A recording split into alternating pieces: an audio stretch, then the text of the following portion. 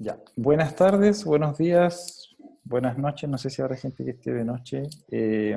Muchas gracias por conectarse a esta segunda temporada de GeoCharlas T3. Estamos súper contentos porque el mes pasado tuvimos 4 presentaciones que tuvieron bastante convocatoria y además de eso después quedaron las grabaciones en YouTube. Por lo tanto, hay harta gente que nos ha enviado correos, que nos ha enviado bastante feedback. Y creemos que dado que tuvo un buen resultado dentro de la primera temporada, decidimos continuar este mes con 4 nuevas presentaciones. El día de hoy tenemos una científica que trabaja estudiando terremotos. ¿Ya? Vamos a ver una presentación de Catalina Morales Yáñez. Catalina es geofísica de la Universidad de Concepción. Posteriormente hizo su magíster en geofísica en la Universidad de Chile y hace un par de semanas solamente terminó su doctorado en la Universidad de Estrasburgo, en Francia, y hoy va a compartir, va a compartir un poco del tema en el que ha estado trabajando. Quiero darle las gracias por su motivación, por su doble motivación en realidad, porque además de presentar hoy, Catalina es parte del equipo de GeoCharla, con quien hemos estado organizando todas estas presentaciones. Así es que la verdad es que nos contribuye desde dentro y desde afuera del equipo. Así que te agradezco un montón, Catalina. Y te doy el paso para que inicies tu presentación. Al término, las preguntas van a ser a través del chat, entonces pueden ir dejando sus preguntas en el chat grupal y después Catalina las va a ir respondiendo. Así que dale nomás, Cata. Okay, gracias, Leoncio, por esa gran introducción. Hola a todos. Bueno, como Leoncio decías, acabo de terminar hace poco mi doctorado y soy parte de la comisión que organiza Charlas T3.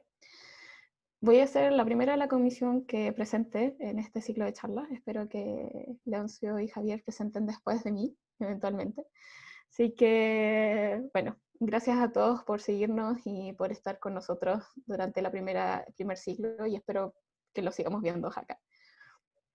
Ya les voy a hablar hoy día del impacto de las heterogeneidades de la Tierra en las soluciones de los terremotos.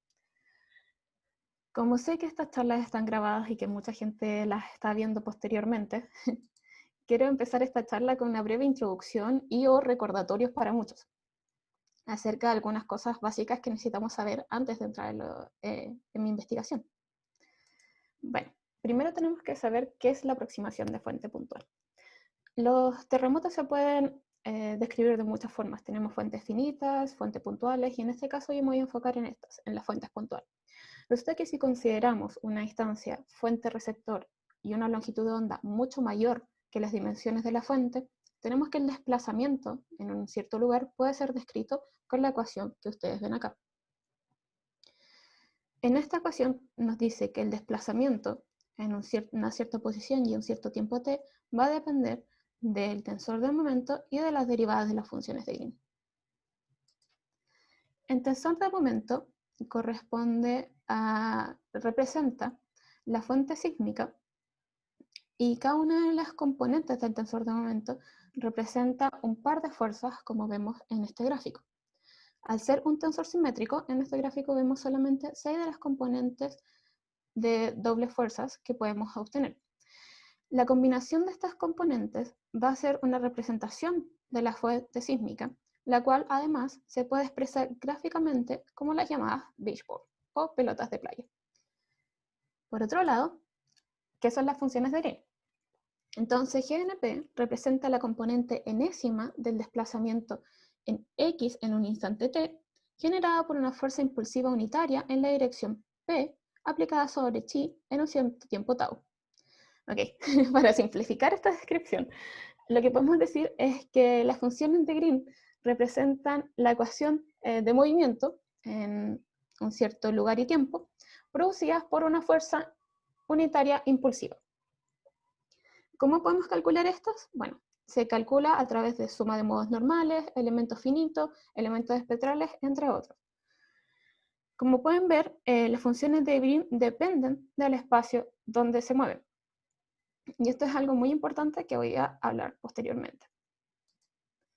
Bueno, ¿Y cómo obtenemos el momento? Usamos lo que se llama la inversión del momento sísmico.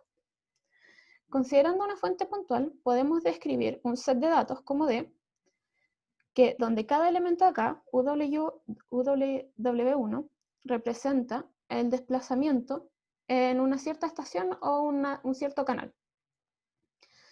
La matriz G, cada componente va a representar las funciones de Green para ese canal asociada a una cierta componente del tensor de momento, RR en este caso. Entonces, para cada uno de los canales vamos a tener una función de Green asociada a las 6 componentes del tensor y podemos usar esta gran matriz. Y finalmente tenemos el tensor de momento aquí.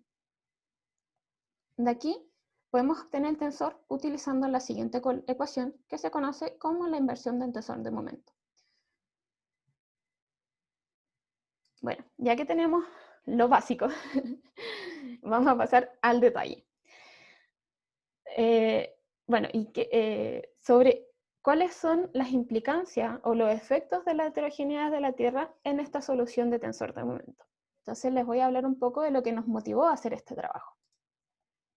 Resulta de que hay ciertas incertidumbres en la solución de fuente puntual. Existen diferentes métodos para calcular la fuente puntual, que varían dependiendo de la metodología usada, de las fases, de las ventanas de tiempo, los filtros, etc. Estos diferentes métodos pueden obtener diferentes resultados incluso usando datos similares. Un ejemplo de esto es el que muestro acá, para el terremoto de Sandwich Island de 2006, en el cual Global CMT obtiene este mecanismo focal, USGS este y Duputel et al. Este. Estas incertezas pueden venir de diferentes fuentes. Una primera fuente de esta incerteza son errores en las mediciones o en los datos. Por ejemplo, cuando tenemos datos con mucho ruido, o señales que hacen clipping a cierta frecuencia, o simplemente una mala calibración del instrumento.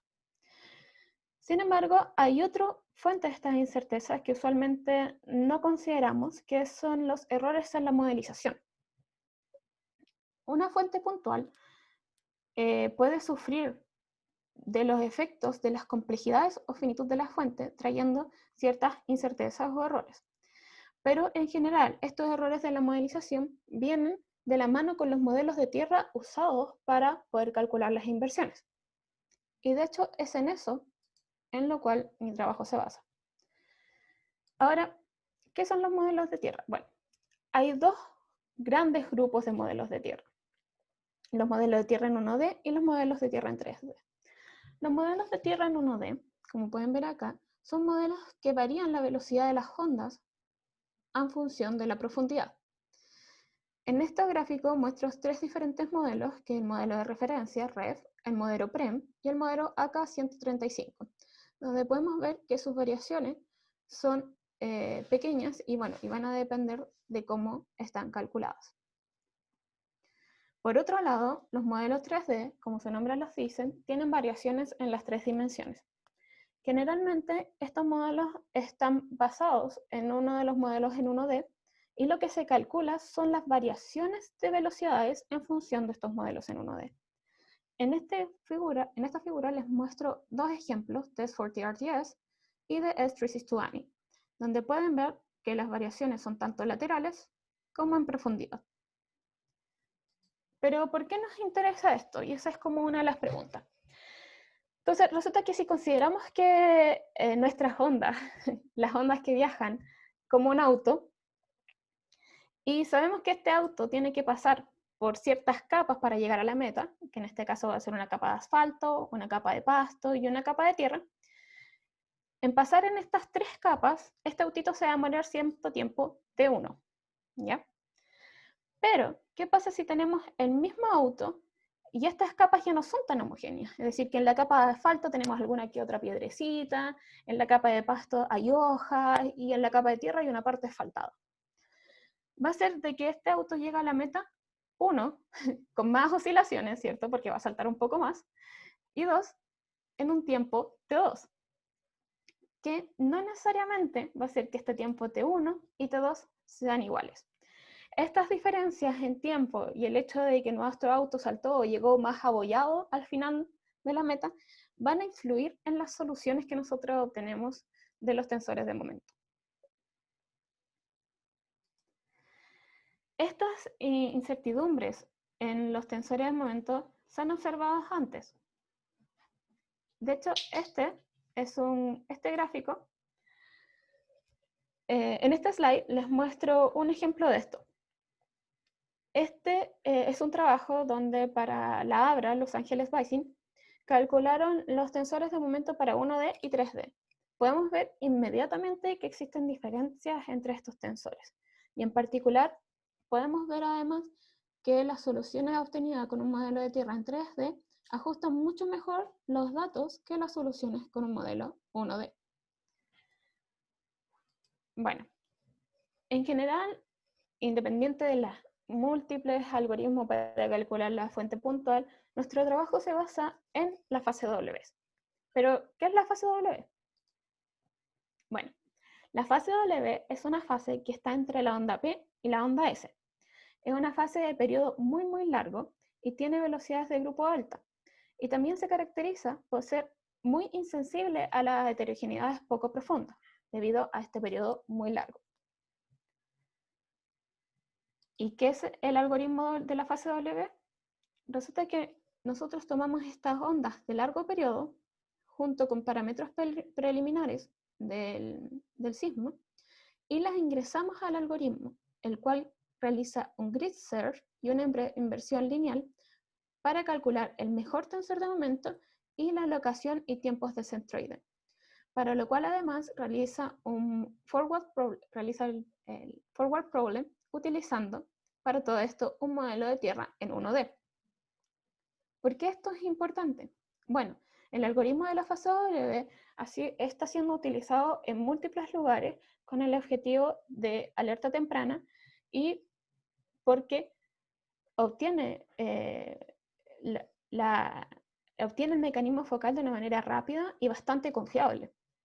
En lugares que se están utilizando este algoritmo es en Chile, en México, en China, en la Polinesia Francesa, en el PTWC para la alerta de tsunamis, en el NEC y en el USGS.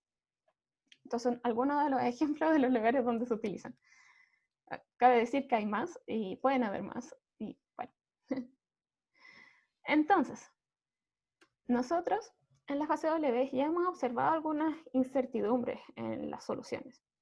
Esta figura muestra la diferencia de ubicación del centroide entre la fase W y las soluciones obtenidas por el Global CMT, en la cual podemos ver que la mayoría de los vectores tienen tienen una mislocación cerca de 50 kilómetros. Nosotros entonces, lo que quisimos hacer con este trabajo es explorar hasta qué punto estas incertezas están relacionadas con la estructura 3D de la Tierra. Por esto, evaluamos el impacto de las heterogeneidades 3D en las soluciones usando la siguiente metodología. Primero, tomamos un modelo 3D de la Tierra. En mi trabajo tomé dos modelos, que es el S362ANI y el S4TRTS. En esta presentación, por un tema de tiempo y de complejidad, solamente voy a mostrar los resultados para S362ANI. Además, tomamos un mecanismo focal que lo sacamos del Global CMT y los usamos como input para un algoritmo, un Spectral Element Methods Algorithm, un algoritmo de elementos espectrales que se llama SpecFEM, el cual nos permite calcular sismogramas sintéticos. Luego, tomamos estos sismogramas sintéticos, los escalamos a una cierta magnitud, es decir, que todos estos sismogramas sintéticos van a tener una magnitud 7.5 y les añadimos ruido real. Utilizando después un modelo de tierra 1D y estos sintéticos con ruido, los utilizamos como input para poder realizar la inversión por fase W. Y finalmente, obtener los parámetros del tensor de momento. Lo que hacemos entonces es comparar el input, es decir, el mecanismo focal que usamos como input, con el que obtuvimos para ver cuál es el impacto de las heterogeneidades en las soluciones de la fase W. Comparamos estos mecanismos usando 5 diferentes parámetros que voy a detallar a continuación. Realizamos esto para 252 eventos que son representativos de la sismología global. Es decir, que no solamente terremotos profundos o ciertos tipos de mecanismos focales, sino intentamos ver algo que sea realmente representativo de todo lo que podemos ver hoy en día en la Tierra, de todos los terremotos que podemos ver en la Tierra. Y usamos 254 estaciones sismológicas que también son representativas de la red sismológica global. Luego, como les mencionaba, comparamos el input con el output con estos 5 diferentes parámetros. El primer parámetro es la diferencia en magnitud. Calculamos la diferencia en magnitud usando el radio del momento del output over el momento del input. Cada una de las figuras que les voy a mostrar en continuación representa los resultados obtenidos. El tamaño del círculo y el color del círculo nos van a indicar el valor del parámetro que estamos estudiando. A su vez, el sismograma que ven acá representa la distribución de estos parámetros conjunto con la media y la desviación estándar. En particular, podemos observar de que los valores de la diferencia entre magnitudes son bastante pequeños, observando una desviación estándar de 0.03, diciéndonos que en realidad la fase W puede obtener o calcular bastante bien este parámetro. El segundo parámetro que estudiamos es el Beachball RMS Difference. Este parámetro nos ayuda a saber qué tan diferente es una beachball con respecto a otra. Es calculado usando esta ecuación que ven acá, donde D representa la diferencia normalizada de los tensores de momento. En general podemos decir que mientras este valor es más cercano a 0, implica de que las beachballs son más similares. Y si es igual a 1, implica que las beachballs son opuestas. Como podemos observar, el Beachball RMS Difference que obtuvimos es en promedio de un 0.05, lo cual es bastante bajo y nos dice que podemos obtener esta solución bastante bien. En la literatura, un valor de este parámetro aceptable son valores menores a 0.2. Por lo tanto, nuestras soluciones son bastante buenas en este sentido. También comparamos la diferencia en el tiempo del centroide.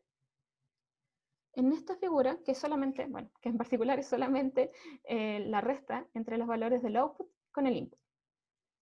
En esta figura podemos ver claramente que hay un patrón geográfico que se observa en esta área, donde los valores positivos están concentrados acá y los valores negativos están concentrados en las otras partes del mundo. En particular, la desviación estándar de este parámetro es de 2 segundos, lo cual es relativamente pequeño si consideramos que todos estos terremotos están escalados a una magnitud 7.5, para la cual la duración de la ruptura es cerca de 30 segundos. Además, comparamos las diferencias en locación, es decir, en profundidad y horizontalmente.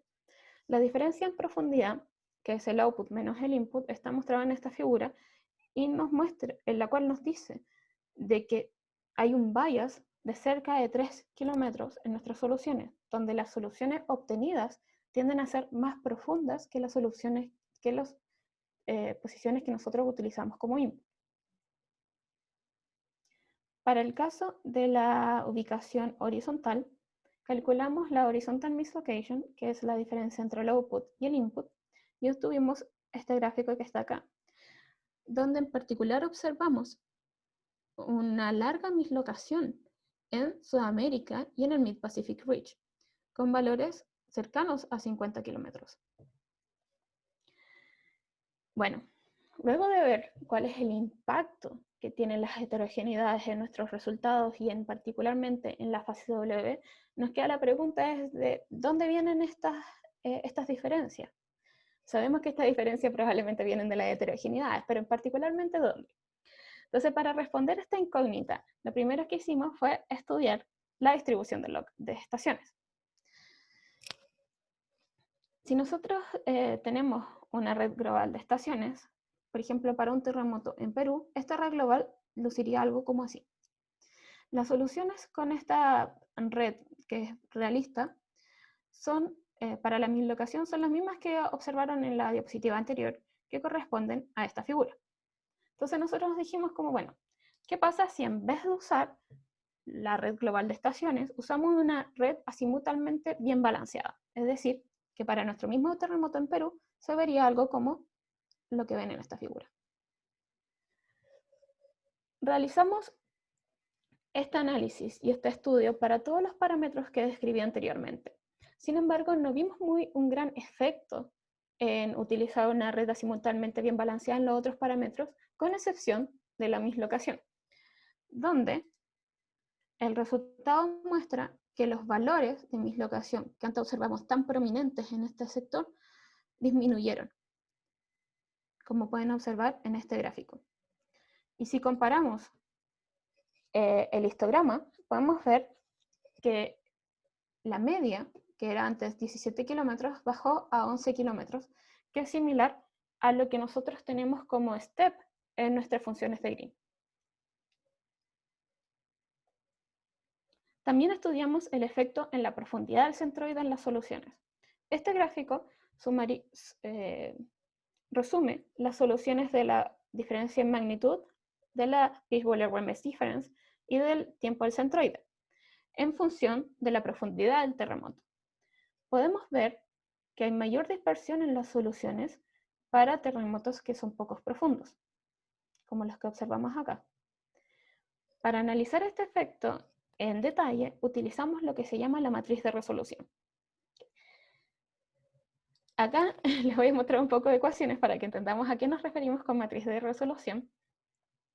Así que, bueno, primero vamos a asumir que los datos pueden ser escritos como las funciones de Green en 3D multiplicadas por el tensor de momento, ¿cierto? Como vimos inicialmente en nuestra pequeña introducción. El tensor de momento obtenido para un modelo en 1D va a corresponder a la multiplicación de GG1D multiplicado por el vector de datos, donde este GG1D representa el parámetro de inversión que vimos inicialmente para un modelo de tierra 1D.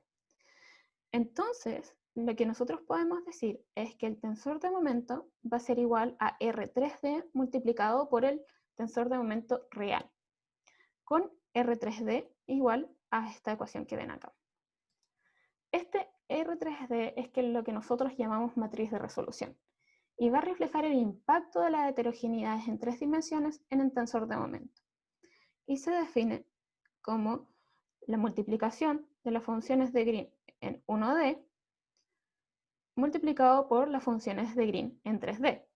Entonces, vamos a tener que la diferencia entre el tensor de momento resultante y el que utilizamos como input, el real, es igual a la ecuación que observamos acá, la cual nos dice que mientras más cerca esté la matriz de resolución a la matriz de identidad, menor va a ser el efecto de las heterogeneidades en 3D en nuestras soluciones. Nosotros aplicamos la matriz de la resolución para un ejemplo cualquiera. En este caso cogimos Nepal. ¿Por qué Nepal? Bueno, Nepal es el lugar donde hay mayor diferencia en el espesor de la corteza entre los modelos de tierra 1D y 3D. En la parte izquierda podemos ver 3 ejemplos de matriz de resolución para diferentes profundidades. Cada una de las matrices de resolución muestra los 5 independientes componentes del tensor de momento, del tensor de un momento deviatórico. Los colores indican el valor de la matriz de resolución. Como podemos observar, estas matrices son casi diagonales. Por lo tanto, podríamos decir que la diagonal de la matriz de resolución es una aproximación de la división del radio entre el momento obtenido y el momento real. Entonces, decidimos graficar esta diagonal en función de la profundidad. Podemos observar en esta figura que la mayoría de las componentes del tensor de momento son cercanas a 1. Eso quiere decir de que no están afectadas enormemente por las variaciones de los modelos.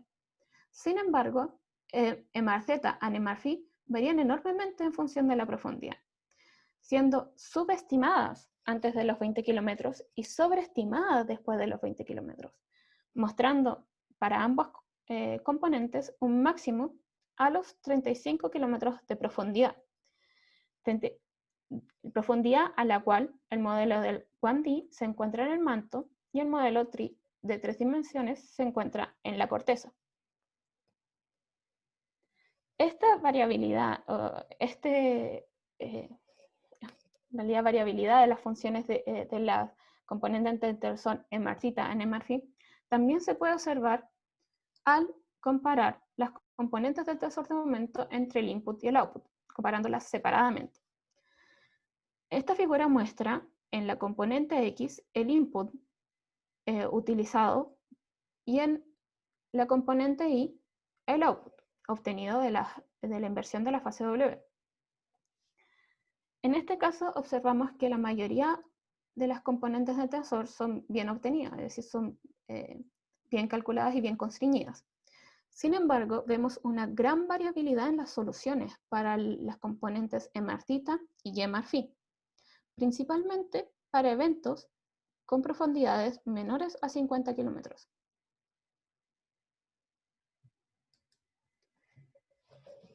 Este efecto en estas componentes ha sido observado anteriormente y se debe principalmente a la pequeña amplitud de las funciones de Green asociadas a estas componentes. Al tener menor amplitud, son entonces naturalmente mucho más afectadas por los errores en la modelización. Además sabemos que para terremotos superficiales tipo Deep Sleep, la gran incerteza en estas componentes MRZ y MRPhi resulta en un Moment Deep Trade-off.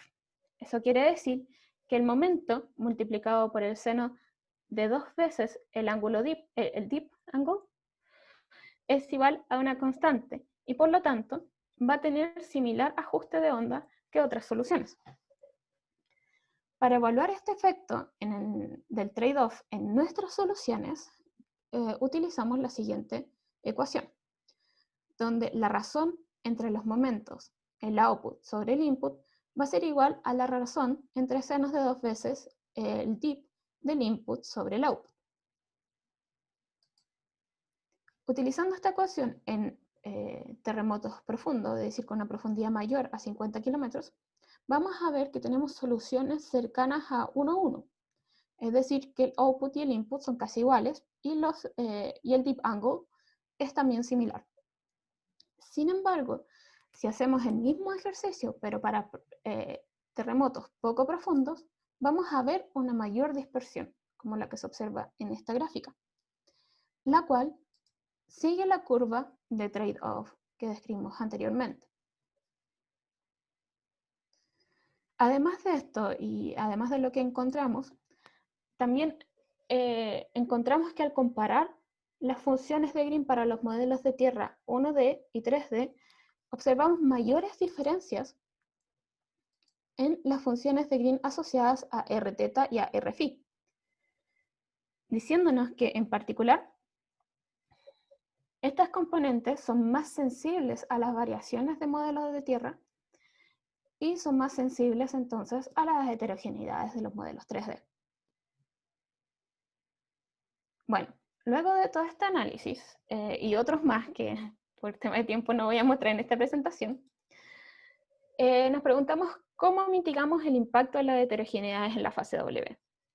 Para mitigar este impacto hay diferentes opciones. La primera opción es hacer correcciones. Una de estas correcciones es la que se conoce como Great Circle Approximation, la cual calcula el camino que recorre la onda desde el terremoto hasta la estación y calcula la lentitud que debe tener, la lentitud de la onda y el desfase que debe tener. Otra opción es usar el Full Rate Theory. A diferencia del Great Circle Approximation, el Full Rate Theory no solamente se enfoca en la lentitud, también en los cambios de amplitud que va a tener la onda al pasar por este camino. Personalmente, cuando empecé este trabajo, tenía la idealización de que iba a encontrar algún parámetro mágico, el cual podría ocupar y corregir los efectos de la heterogeneidad en mis soluciones. Sin embargo, esto no es posible porque este efecto es mucho más complejo del que yo pensaba inicialmente. Otra opción de cómo podemos considerar la Tierra sin hacer correcciones es directamente calcular las funciones de Green en 3D. Como les mencionaba, las funciones de Green representan la ecuación de movimiento en un cierto punto producida por una fuerza impulsiva unitaria. Lo que podemos hacer es hacer el mismo ejercicio que hicimos, pero en vez de usar una Tierra por capas, usamos una Tierra en 3D, es decir, con ciertas heterogeneidades, por nuestras hojitas y nuestras roquitas que vimos inicialmente y que les expliqué. Nosotros decidimos que la mejor forma de incorporar la heterogeneidad de la Tierra en las soluciones de la fase W era usar las funciones de Green en 3D. Realizamos este ejercicio para dos casos diferentes. Para enfocarnos en esta presentación les voy a mostrar una de nuestras soluciones y enfocada obviamente en el efecto que tienen las funciones de Green. Entonces, ¿dónde quisimos realizar o aplicar las funciones de Green en 3D? Lo hicimos en la crisis sísmica de Mayotte. Bueno, voy a explicarle un poco qué significan estas palabras. Mayotte es una isla que está localizada en el canal de Mozambique entre África y Madagascar. Es una isla volcánica y es considerada como una isla sísmicamente moderada, si no tiene mucho sismo. Sin embargo, desde el 10 de mayo del 2018, una gran cantidad de sismos se empezó a registrar en esta isla. Por ejemplo, solamente desde mayo a julio del 2018, cerca de 2.000 terremotos con magnitud mayor a 3.5 fueron registrados.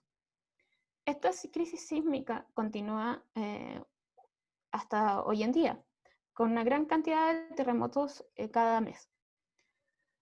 Debido a este inusual incremento de sismicidad desde el 10 de mayo, muchos estudios, muchas personas fueron a estudiar el área y realizaron, entre otros, cruceros oceanográficos, lo cual llegó al descubrimiento de un nuevo volcán a 50 kilómetros al este de Mayotte.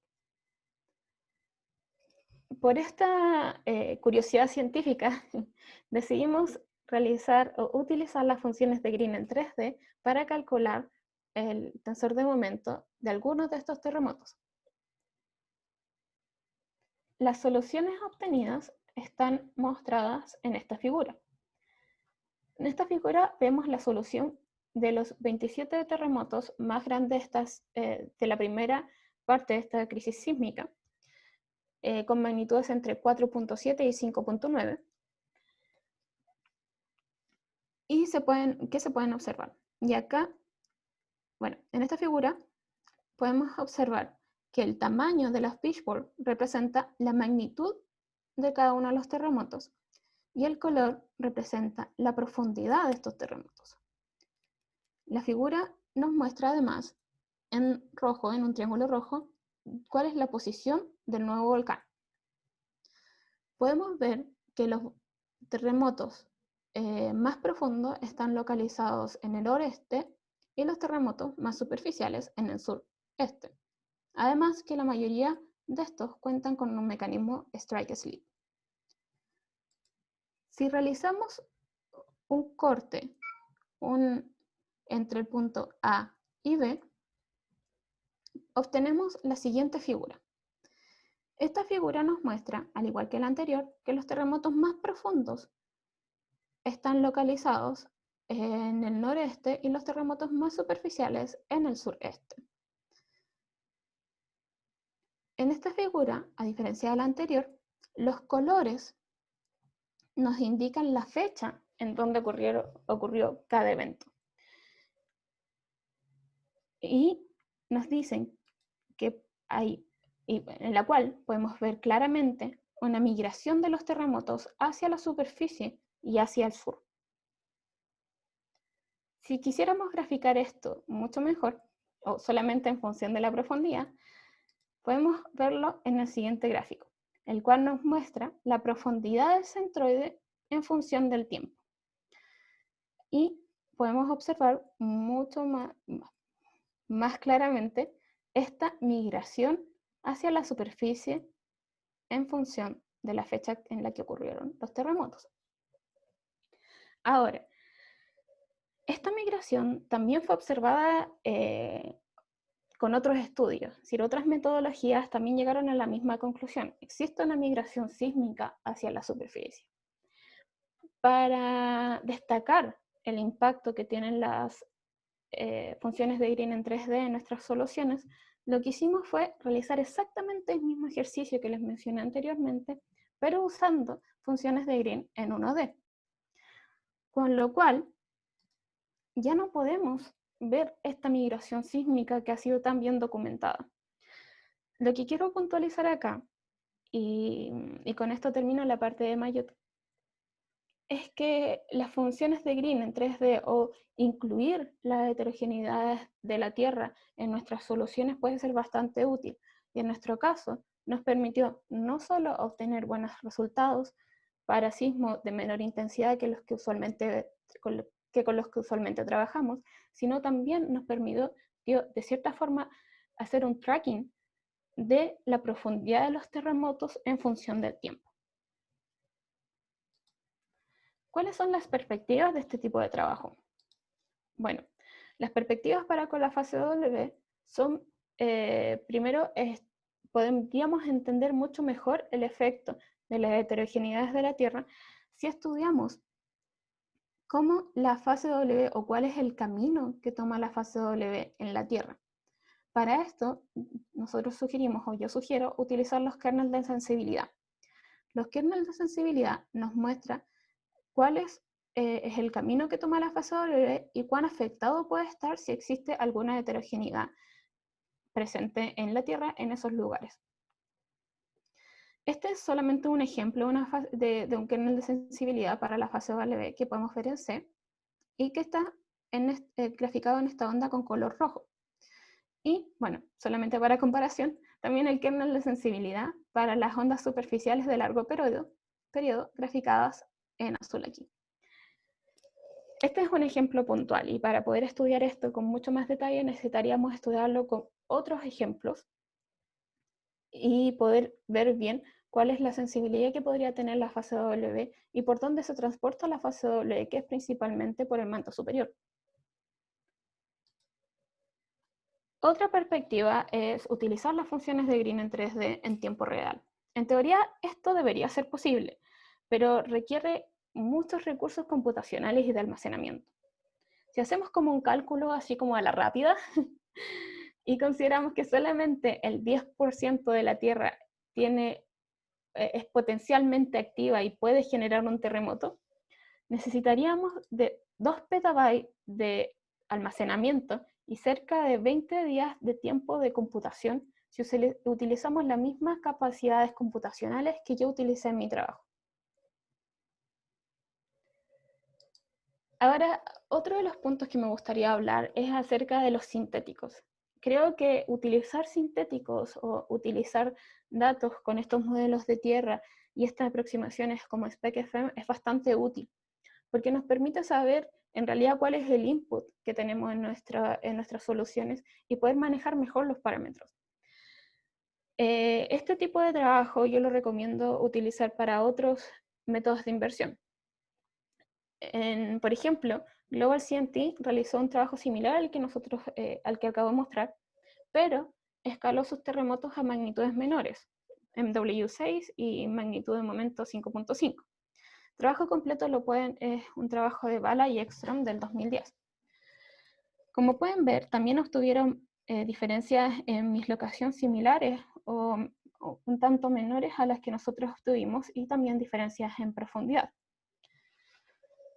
Es importante mencionar que en el caso del Global CNT, ellos ya toman en consideración, es decir, que ya realizan correcciones para las heterogeneidades de la Tierra, y aún así observan ciertas diferencias.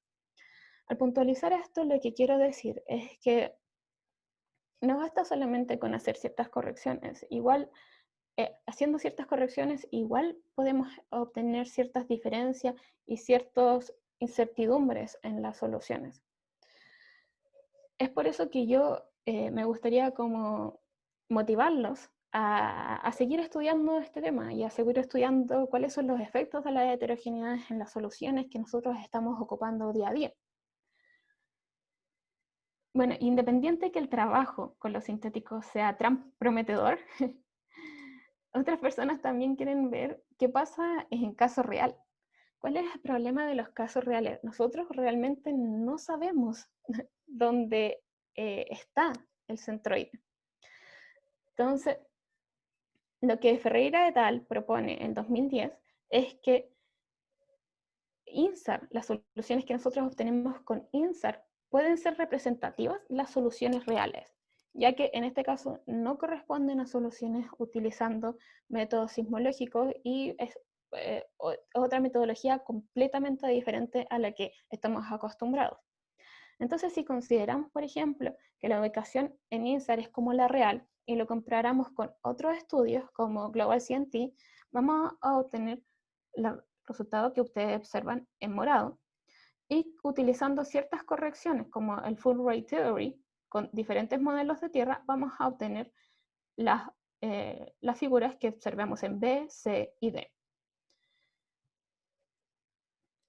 Si bien esto también es muy prometedor, el hecho de poder comparar nuestras soluciones con caso real, considerando real la solución de INSAR, también puede llevar ciertos problemas, porque seguimos haciendo suposiciones, ¿cierto? De que INSAR es la realidad y INSAR es la verdad absoluta, pero también INSAR puede tener problemas porque captura también el momento de algunos que otros aftershock de las soluciones, lo cual puede llegar a ciertas complicaciones. Por esto mismo, bueno, primero quiero cerrar esta presentación haciendo un breve resumen de lo que observamos, de lo que les mostré, en la que dice que en promedio el impacto de las heterogeneidades de 3D en las soluciones obtenidas con la fase W es relativamente pequeño, y en general estas impactan principalmente la ubicación del centroide, especialmente si la cobertura de las estaciones que tenemos es desigual. El aumento de las incertidumbres en los eventos superficiales puede atribuirse principalmente a la dificultad de constreñir emarcita a emarfin a largo periodo. Esto se debe a la pequeña amplitud de las funciones de Green asociadas a estos componentes y que también se refleja en el momentum trade-off. Además, encontramos que las funciones de Green, grθ y grφ, tienen una mayor sensibilidad a las variaciones de los modelos de tierra y, por defecto, a las heterogeneidades que pueden haber.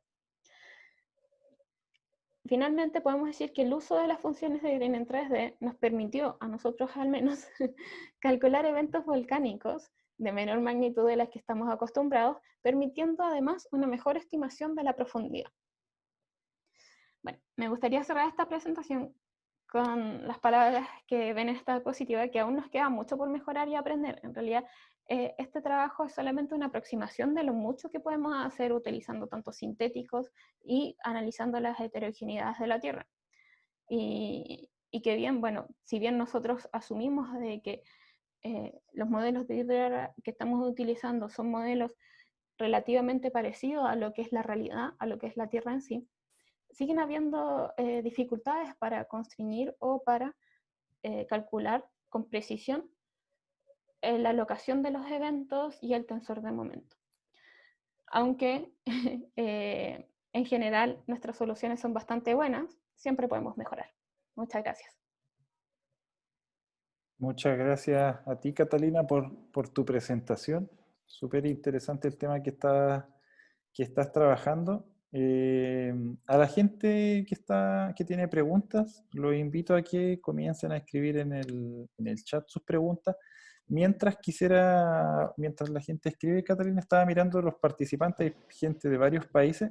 quisiera ver si nos puedes comentar un poco sobre la importancia de robustecer la metodología de cálculo, digamos, de la inversión del tensor de momento, sobre todo porque hablaste bastante sobre la fase W, que en particular para los países, por ejemplo, como Chile, que están muy cerca de la zona tsunamigénica, es tremendamente importante porque permite obtener rápidamente un resultado y tener una idea si un terremoto grande va a ser o no tsunamigénico. Entonces, eh, hay varios países que están en la misma condición que nosotros. No sé qué nos puedes comentar un poquito con respecto a eso mientras nos hacen preguntas. Bueno, sí, como les mencionaba, la fase W es usada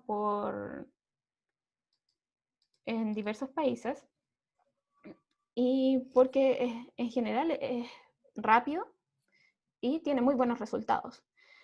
Yo creo que bueno, siempre he dicho, el tema de la alerta temprana es bastante importante para todos nosotros, sobre todo para países como Chile, donde tenemos todo el riesgo de tsunami siempre latente, ¿no? Y creo que en general en los organismos que trabajan con alerta temprana y quienes son los encargados de dar estas alertas tienen que tener conocimiento de las limitantes o de las incertidumbres que podemos tener con las soluciones. Hoy en día, muchas de estas alertas se basan en procedimientos estandarizados que nos dicen, ok, si el terremoto está en el mar o está en la tierra, ¿hay tsunami o no hay tsunami? Pero tenemos que ser capaces de poder tener una doble mirada de estas soluciones y decir como, bueno, el terremoto está en la tierra o está en el mar. Ah, ya, pero ¿sabes qué? Demos un rango. Demos un rango en esta locación, en esta primera ubicación del terremoto, y digamos 10, 20 kilómetros, y con este rango demos o no demos la alarma o la alerta. Entonces, creo que de repente, además, si bien los protocolos pueden estar muy bien hechos, siempre tiene que haber un escrutinio científico de las soluciones que estamos dando y sobre todo considerando de que estas soluciones o este análisis puede salvar vidas. Mm. Así que por eso yo creo que estos estudios de incertidumbre son bastante importantes, sobre todo para países como el de uno, que uno es chilena, entonces sabe lo importante que es. Sí, oye Catalina, tenemos varias preguntas acá. Voy a empezar por Francisco Delgado, que tiene dos preguntas. La primera es, ¿cuál es el error real de un tensor de momento del Global CMT o del USGS, por ejemplo, respecto a una red local como en Chile o en un lugar bien instrumentado como el W de Estados Unidos? Ya, mira, cuando usamos, cuando usamos estaciones telesísmicas, es decir, espera, un poquitito, que justo, ahora sí. Cuando usamos estaciones telesísmicas, es decir, estaciones bastante lejanas, tenemos ciertos errores que pueden llegar solamente por el hecho del viaje de las ondas a través del manto o la corteza terrestre, que son usadas para la inversión. La media más o menos de esta solución o de esta incertidumbre están calculadas para cada uno de los terremotos. Y yo, ando así como decirte algo así tan fijo, sería poner las manos al fuego por otros métodos que yo no he estudiado mucho en detalle. Digo, sé cómo se calculan y todo, pero más allá. Sin embargo, lo que te invito es a revisar bien los detalles, porque tanto en el Global Scientific como en el USGS dicen, dan un rango de error cuando calculan los tensores de momento. Ahora, al comparar con tensores de momento utilizando medidas regionales o locales, usualmente estas tienden a ser mucho mejores. ¿Por qué? Porque uno, la onda viaja entre comillas menos y usualmente cuando utilizamos modelos regionales, estaciones regionales, además utilizamos modelos regionales. Es decir, que tenemos un modelo de 1D o incluso algunos trabajos han utilizado modelos de 3D para poder calcular más rápidamente y mejor los mecanismos focales. En particular, como mostré en mi diapositiva, el efecto sobre el mecanismo focal no es tan grande. Y uno puede, ¿cómo decir?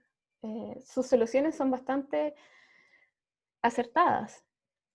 Es decir, que uno puede como desestimar un poquito estas grandes diferencias, al menos con la fase W. Y bueno, y además dentro de las otras cosas que descubrimos, en paralelo con las investigaciones que estamos... Perdón, sí me estoy como yendo por las ramas con las preguntas, pero es que es como interesante. Dentro de otras investigaciones que hicimos en este trabajo, que obviamente por un tema de tiempo y complejidad no me mostré acá, nos dimos cuenta de que todo lo que conlleva el tensor de momento está mucho más, está afectado principalmente por los modelos de tierra cerca de la fuente. Y de hecho, es algo que también al estudiar el Global CMT, al hacer el mismo estudio, también encontró. Si bien nosotros no encontramos directa relación con el modelo en la fuente, vimos que la corteza, las heterogeneidades de la corteza tienen mayor impacto en nuestras soluciones que las heterogeneidades del manto. Ya. La segunda pregunta es bastante astuta, me parece. Pregunta para los no sismólogos. ¿Cuál centroide de momento recomendaría usar tú? ¿El del USGS, el Global CMT, Geofon, GFZ? Si hay alguna recomendación particular. Pucha, ¿sabes qué? Es que todos tienen sus pros y sus contras. Ese es el tema. Yo, así como yo no te podría decir, ya te por uno, ya, usa el dedo de fase W, siempre es bacán. Pero yo lo que te recomendaría es que siempre tomes todas las soluciones que puedas. ¿Entiendes? Es decir, si puedes ir y ver la página del Global CMT, ver, por ejemplo, la página del USGS. En el USGS hacen un trabajo que a mí me gusta mucho, que no dan solamente una solución del tensor de aumento, dan varias.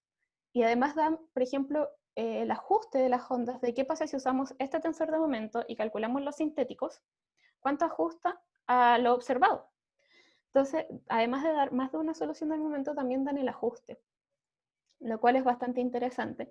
Y el GFZ también da otra solución. Entonces, yo lo que recomiendo siempre es no como guiarte ciegamente hacia una solución, sino mirar todas las soluciones y hacer como tu propio, eh, no sé, juez, y decir como, ok, la solución más probable es esta, con un rango de incertidumbre entre esto y esto, porque estos los calcularon con otros métodos diferentes. Entonces, no hay como, no me atrevería a decir como, ya, esta es la mejor, pero de todas formas, y es el ejercicio que hace también el USGS, que calcula con diferentes metodologías y se puede ver en una tablita. Y podemos decir como ya, bueno, entonces es esta solución y tiene un rango de error en DEEP de 2 grados, en rate de tanto, etc. Pero sí, no me quemaría las manos con un método en particular. Mejor dejarlo abierto. Sí. Hugo Sánchez nos pregunta, tiene dos preguntas. Le surge una duda con respecto a la resolución y las mallas que ocupaste para estimar las funciones de Green. Dice, por ejemplo, en el caso de Mayotte, mencionaste que gracias al modelo 3D pudiste observar la migración de la sismicidad. Entonces pregunta, ¿de qué tamaño ella era la malla que utilizaste para calcular las funciones de Green? Y si es que eran regionales o telesísmicos los datos. Porque menciona que en términos telesísmicos los errores podrían ser un poco más grandes. Sí, a ver, espera. En las funciones de Green, mira, me voy a cambiar un poquito de diapositiva. Si me esperan 5 segundos. Tengo unas diapositivas adicionales que voy a tener que pasar rapidito hasta encontrar la que quiero. Y que cierren los ojos por 5 segundos. Que sacarle el provecho al anexo. Sí. Resulta de que... Ups, me fui muy atrás. Aquí. Ya, bueno. El tema con Mayotte es algo que... bueno, quería enfocarme solamente para mostrar estas diferencias, pero fue un estudio mucho más profundo y que de hecho sigo profundizando un poco más, o quiero seguir profundizando un poco más. Y en realidad la pregunta que hice él es bastante buena. Nosotros en el caso de Mayotte, hacer terremotos de menor magnitud, usamos el modelo de tierra S4TRTS porque tiene mejor resolución. Usamos el SPECF-ENGLOBE para calcular las funciones en 3D y utilizamos esta grilla que puedes ver acá, que entre punto y punto tiene una diferencia de 0.025 grados entre un punto y otro, y con diferentes profundidades entre 7.5 y 32.5 cada 2.5 kilómetros de profundidad. Para esta crisis sísmica utilizamos tanto estaciones regionales como estaciones telesísmicas. Por el uso de estaciones regionales, nuestra ventana de tiempo incluye no solamente la fase doble, también incluimos las ondas de superficie. Y dado que estos terremotos tienen menor magnitud a la que usualmente hacemos con la fase W, fuimos a periodos mucho más bajos, entre 50 y 150 segundos. Así que, sí, bueno, y no me acuerdo si la otra pregunta, sorry, no sé si Si respondí es todo. que eran regionales o telesísmicos los datos. Ah, sí, bueno, eso lo respondí. Intentamos utilizar datos locales. Tenemos una estación, un acelerograma local que lo vamos a integrar ahora último. Pero en nuestro caso en esta primera parte del trabajo fue un poco complejo, ya que la resolución de las funciones de Green es hasta 27 segundos. Y para utilizar datos locales necesitamos tener filtros de periodo un poquito más cortos, más bajos. Entonces usamos finalmente regionales por Madagascar y telesísmicas, como ven en esta figura que está acá. Todas esas estaciones. Varias estaciones. Uh-huh. Oye, hay varios saludos y gente que agradece la charla. Y tenemos una última pregunta de Rogelio Torres. Dice, hola, excelente presentación. Su pregunta es si es que puede existir algún impacto de las heterogeneidades en la rapidez con que se obtiene una solución de la fase W por el posible impacto en la alerta de tsunami. Que, claro, más o menos lo que hablábamos al inicio. Claro. Sí, bueno, resulta de que, como les decía, me gusta mucho esta analogía del autito, lo siento. Como les decía inicialmente, en la analogía del autito, el hecho de que tengamos una Tierra en una dimensión que es perfecta, ¿sabes? Así redondita, todo bonita, hace que nosotros lleguemos como a la meta a un cierto T1. Pero las heterogeneidades de la Tierra, como les mostraba en los modelos de Tierra, varían tanto positiva como negativamente. Es decir, que las ondas pueden ir más rápido o más despacio. En particular, en lo que es la alerta de tsunami, esta aceleración o disminución del arribo de las ondas no va a afectar mucho. No es, siempre y cuando utilizamos datos regionales o vayamos, porque cuando hacemos alerta de tsunami vamos por etapas, ¿sabes? Entonces la fase W también va por etapas. Entonces, lo genial y lo bueno de la fase W cuando utilizamos la fase W en tiempo real es que permite ir calculando punto a punto. Es decir, no necesita que llegue todo el tren de onda para llegar a calcular la duración. Entonces, siempre se calcula cuando reciben los primeros datos, ¿cierto? El primer tren de onda, y se tiene una primera estimación. Luego se vuelve a hacer la estimación con el segundo tren de ondas y nuevamente, y después con más datos y así. Entonces, en general, esta lentitud o rapidez de las ondas producida por la heterogeneidad no va a afectar la alerta rápida de tsunamis. Perfecto. Uh-huh. Muchas gracias entonces, Catalina, nuevamente por tu presentación, por la Gracias a todos respuesta los a que vinieron. a las preguntas que realizaron. Para la gente, la dejamos invitada para que siga participando en las próximas charlas. Este mes nuevamente vamos a tener presentaciones que van a tratar de cubrir el área de tectónica, terremotos, vamos a tener tsunami, la próxima semana va a haber... Francisco nos va a hablar sobre el ciclo sísmico en fallas corticales en los Andes centrales y del sur, observaciones desde el espacio con INSAR, así que vamos a tener geodesia, sismología durante el mes, de todo un poco. La idea es que sigan participando, sigan haciendo preguntas y si pueden compartir la información con sus colegas, con sus estudiantes, bienvenido. Así es que eso, muchas gracias por la participación y los dejamos invitados a seguir participando en esta segunda temporada de GeoCharlas T3. Que tengan una buena tarde, un buen día en el lugar donde se encuentren. Chao a todos, muchas gracias por Adiós. venir. Nos vemos la próxima.